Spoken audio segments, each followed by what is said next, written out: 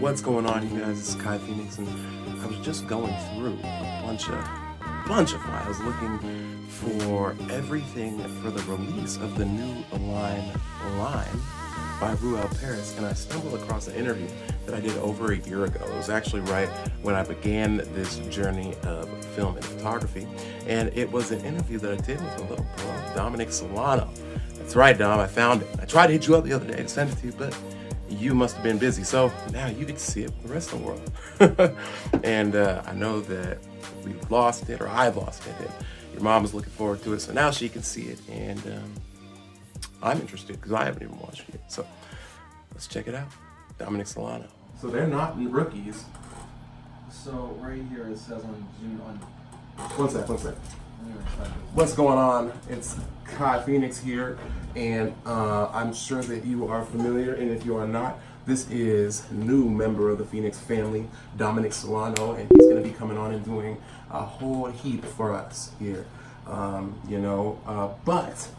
of course, not only is he a talented dubstep DJ, and you guys will hear a lot about that, but he also has quite an interesting situation that he just went through with the local police department. And so what we're going to do right now is we're going to share that story with you guys, and we're going to try to dissect it a little bit. Of course, we're going to produce this and deliver it to you guys, and so I hope you enjoy it, and I hope y'all learn something.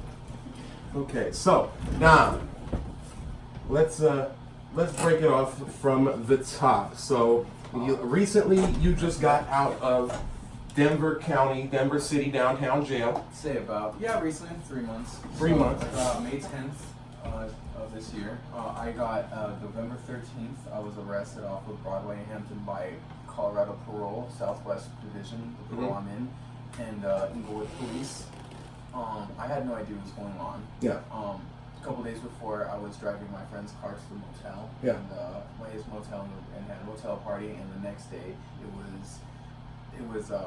it got took and it got. Your car was gone. It got towed, and I was like, what the fuck? And so you thought obviously it was stolen by just someone, like your car's gone. No. So I'm smart. I've been in the system. So right. I thought two things. One, someone stole my car. I was like, how? Because my car's impossible to steal. Right. I was like, or two. I was like, someone's looking for me. And I was like, and I remembered a couple days before my parole officer tried calling me, but I'm not going to answer him. Right. For some reasons, but anyways, Right, but I also want to stress at this point in time, me and Dom were in prison together. We were actually cellies for quite some time. It was my first cellie, my first cellies. Taught him the ropes, made sure nobody picked on him and shit. And except for me, of course. Used to be his punching bag.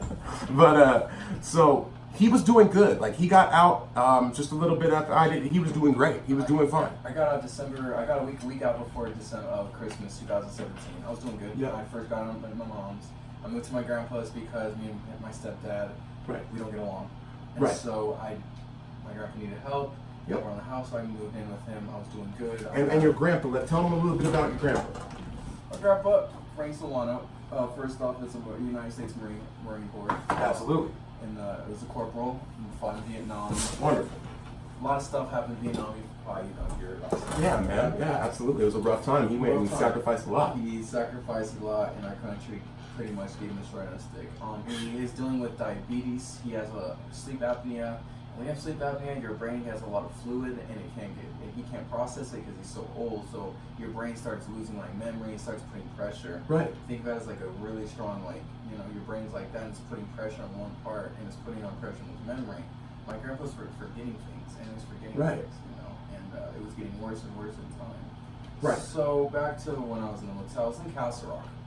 And I was going to get breakfast with my friends, continental breakfast at the hotel, and the cops stopped and they pulled a picture out.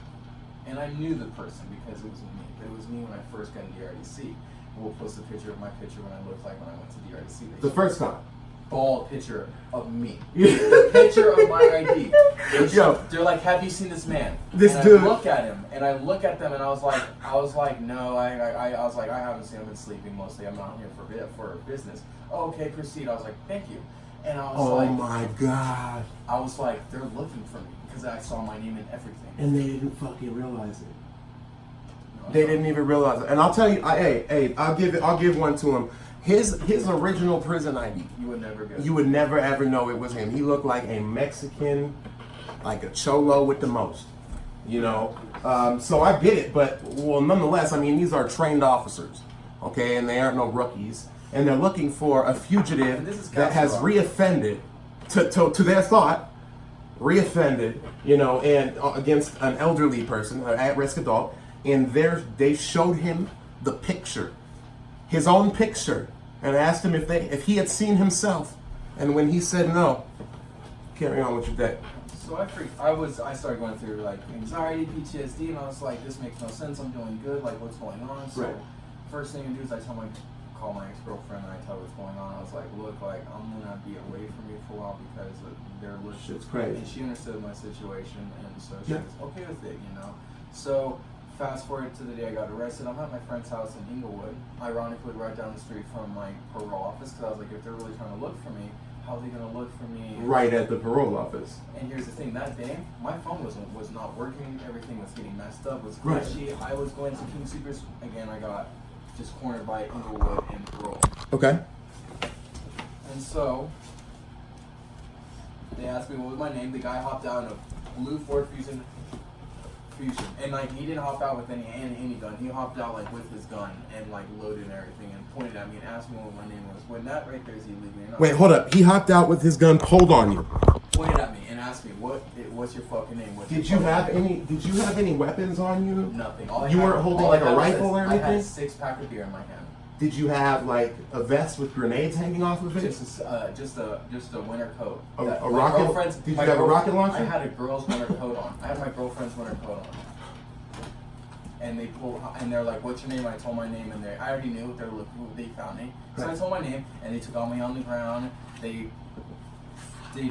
like, "We're looking for you." And I was like, "Well, how'd you know I was here?" And they wouldn't tell me. And they put me in the front of the car. They put me in the back of the car. So that told me right there they were tracking me off my phone. And then I found out that's legal because it was legal. I first thought it was illegal because my mom pays for my phone bill. Well, I guess what happens, parole manipulate my mom saying, well, what's his number? Can we track him? And once she gives them the number, that's permission. Because my mom, that's permission. That's consent, yeah. That's consent. It's like the stop and frisk shit. Mm-hmm. Yeah. So, I go to jail. I don't know what's going on. I'm like asking why do I have warrants out? No idea. And they don't know. They can only tell you the charge. They said there's a warrant out for aggravated motor vehicle theft and your case. And I'm like, well, why? Like, why? You know? Mm-hmm. And they're like, well, that's it. They're like, that's all we can say. Well, previously earlier, and this will be another time, but I was illegally incarcerated by parole for 24 days in Denver County. So I already knew what the process was going to be like going down. Well, hold on. Let's touch base on that real fast. So let me give this the brief real quick. So at another time, in a previous time, after he had gotten out, he was doing just good, just fine, and then all of a sudden you get locked up. Yeah, my friend passed away from heroin, and I broke into his apartment, and I found him, and it kind of just messed you up a little bit. So I just needed a break.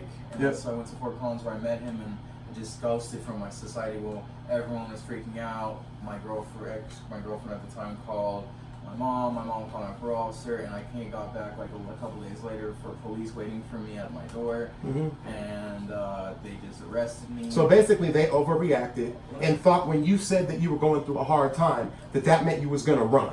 Yeah. When really it just meant you needed a second. Yeah. You know, and so they just went gas. So what happened is they threw me in this car. They threw me in the car. I went to jail for no reason. I didn't even know what was going on. I couldn't get a hold of my parole officer. I had no charges. I was just in jail for parole violation, and I did not violate anything. What were the police saying? Like, what were they acting like with you? So what happened? It's pretty fucking messed up. They put me in a car, and it was raining. It was like August. It was raining, but I was hot because I had my jacket on, and I was telling them, I was like, "Yo, it's hot. Can I take my jacket off or something?" They wouldn't let me. No, of course not. They wouldn't. And they just let me bathe there, and I was like in a hot. What was their reasoning for not letting you take off your jacket? They just said that it was not hot. And so back to the August thing. I have my parole. The results of what happened. Let me see that. They gave me a no contest because I didn't violate for no reason. They had no reasons.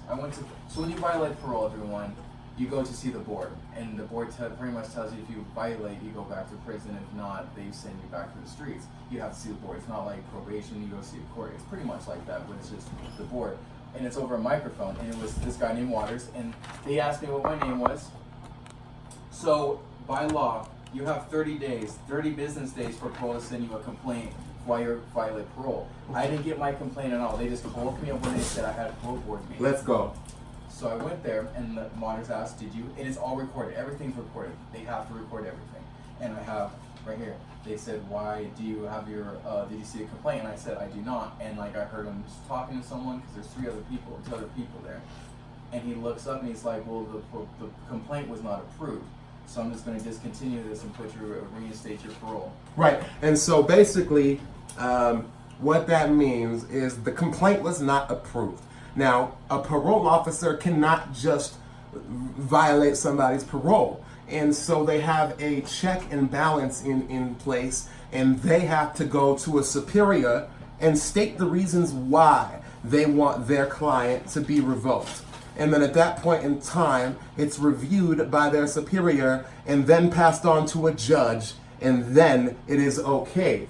And so basically what happened here was somehow a complaint got approved without being approved. And I don't know how that would happen, but that's what happened. And they went and picked him up and put him in jail.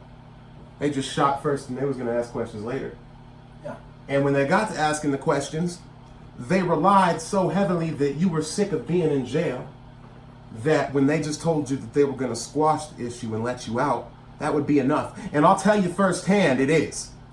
And that's the messed up situation that we're in, is when you hold a man in captivity for even a week, you could get just about anything out of him to send him back to his family, to send him back to his freedom. The second half of, I was in the 14 of the 24 days I was in Old County, and I was only out 3 hours a day, depending on what group I was in, and no books. No books. I mean, I was with the Sally, and that was probably made my time easier. And the reason I had a Sally is because I'm not in a gang. And if you're not STG? I'm not STG. That means you're in a gang. Yeah. It means, Security threat group. So back to, I was going back to November, 3 months later. Again, doing good. I'm just keeping my nose in the water. I was working. I was just trying to set my life up with my ex-girlfriend. Unfortunately, she was going to start life together and get me out of Colorado, and that obviously did not happen. But I'm in a better headspace when that happened. But anyways, so the next day you get your file of charges. I see this guy. He's the head of the public defender's office. He reads my rights. What's going to happen? He tells me, he's like, look, at one point I'm just looking at my car getting stolen. And I was like, Meg, okay, so my grandpa thinks I stole the car. That's not true. I can just prove right here, I'll get out. Nope. Right. So when because it should be easy if you get arrested for something that you flat out didn't do and you can prove, you should have an opportunity pretty quick to show that, because that should be easy, right? No, it's not the case. So he's like, so you're also getting charged for, I'm getting charged for aggravated motor vehicle theft of an at-risk adult over $300, and then theft at risk adult under $300. And I guess my grandpa said I had stole his phone, and previously the month before he got insurance checks from a little fender bender we went into, and he couldn't cash them, so he used my bank account. At the same time, we needed to get new tires, and I had money. I was going to send a good friend some money in prison, and I just had enough money to pay the half of the tires, and he would just pay me the next day, because it was like $5,000. So the money's not going to your bank account right away. It takes a minute for it to process your bank account. So they only gave us $800. Absolutely. I cashed in $400, and yet again, everything's proven with the courts. Yep. I have it all in file with bank statements. It's all in the system, so I don't have to prove anything, all that. So they said I stole this money. Well, the next day I gave him the max I could take out of my bank account was $4,000. The next day I gave him the rest, and he paid me back what I paid for the tires. Now remember, this is his grandfather. My grandpa. Salute to his grandfather. Thank you for serving our country. Sorry. And he got out from Nam, and he's been living the life that the government gave him now for 40 years. And shit, man, I can tell you that I have plenty of vets in my family, and I know plenty of vets that, You know, man, like it sucks really how we treat our fucking soldiers, man. It really does suck, you know, and it allows for issues like this to happen, you know, because if he would have been taken care of better by the government that sent him to sacrifice his life, this wouldn't have never happened. So I get my charges. I asked him, I was like, can I get the affidavit? Right, from the public defender in court. It's right here. He gives you the affidavit. He gives me the actual police report. Right, and we're not sure about the legality of this. So if you know, comment below. But he got the affidavit in jail. He was in custody. Can I get the discovery? He's like, oh, here it is. And he was handed it and keep it. Now, we're pretty sure that is that's illegal. It's illegal to give some. I think that they made it illegal recently. Because obviously, you guys know it, when you're in prison, you have something called paperwork. Basically, this is going to say your charges. It's going to say what you do, you know, and it's how people make sure that they don't have snakes in the grass that are obvious. I mean, you know, if you're a sexual offender or a predator or something like that, obviously people are going to want to know, all right? But what was happening was people were getting hurt. And so they stopped giving it to people, and they actually made it like illegal to have the paperwork. It's a protection thing because people get messed, like they get right. So time goes on. I'm reading this. I'm looking, and I'm like, wow, they're bringing up stuff saying that like my mom said that. I'll even highlight it here. I'm gonna go with it. Right. And I've only met your mom for a short time, but you know I've just known her through you. And it states right here. She would never do that. That. Atlas did, but it spoken with a female who identified herself as Frank's daughter, my mom, Stephanie Connor, 6/16/74. That's her. Is that her real birthday? That is my mom's real birthday. That is my mom's actual birthday. Okay. And then she stated that she knows everything that's been going on. Mm-hmm. Did she? Anyways. She did. She didn't. My mom's going through knee surgery. My mom also that my sister had a baby in the house. Her first baby? Yeah, my sister's first baby, so my mom's first grandchild, and my sister's boyfriend, my brother-in-law, wasn't living with them. So my mom had busy. I wasn't really talking to my mom. I was doing my own thing out in Denver. My mom lived in Castle Rock, so we never really spoke that much. And so she stated that she knew what's going on, and that I was taking advantage, stealing money, and all this. And I wasn't doing none of that. And my grandpa, he can't walk and stuff. He has really bad diabetes, so his legs, he's really restricted. So he would give me his bank card. I would take out the money. Always give him receipts because I was raised like that. Yeah. I'd go get the groceries because he'd pitch on me to get groceries. I'd give him his change. I'd be like, hey, this is what we got. And he knew this, but my grandpa has sleep apnea. When you get sleep apnea, you got a lot of brain fluid in your brain, and it starts putting pressure. Your brain starts supposed to filter it. Well, my grandpa's you're so old, he's so old, he can't do it, so he's losing forgetting his memory. My grandpa has a horrible sleep schedule. I can tell you there's times I'll go to sleep at 9 o'clock at night and I'll wake up at 3 in the middle for some water, and he's just up watching the same stuff, watching movies. And the thing is because of the problem is he doesn't realize, like, it's not normal. Like the way that we feel when it's like 2 in the afternoon and we're watching TV, is they'll just hold that for like 15 hours.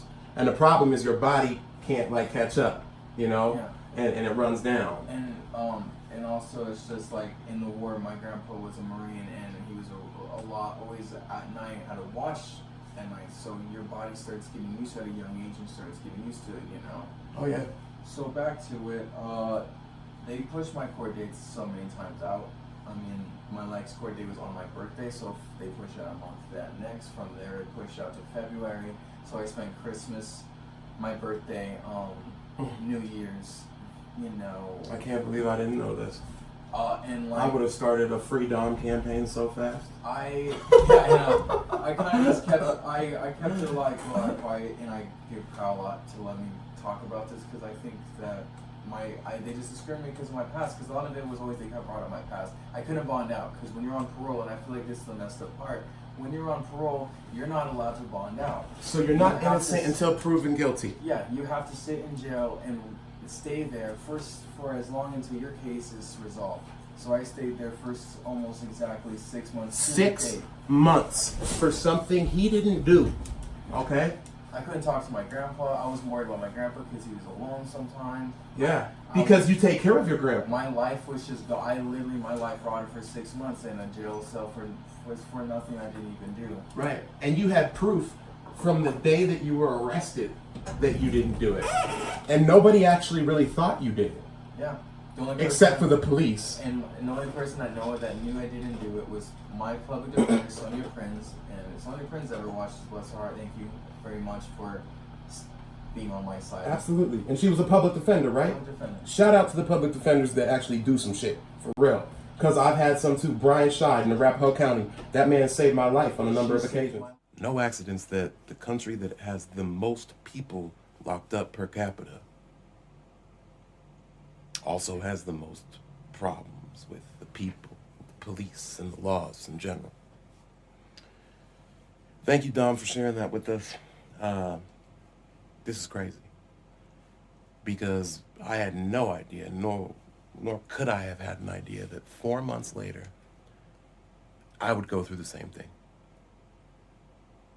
A felon, incarcerated for something I completely did not do and could not bond out because I was on parole. Except for mine is a twist. After they finally realized their mistake and released me, within 24 hours I was on life support. Stay tuned next week when I tell you guys my story. We gotta change something. Something's gotta change, man. In order to do that, we have to share our stories. No violence, no hatred. The truth will do it. If you have a story or know someone with a story, comment below. Reach out to me on my website, however you can. And we'll get you on here to share your story. And the more people that know, the sooner things will change.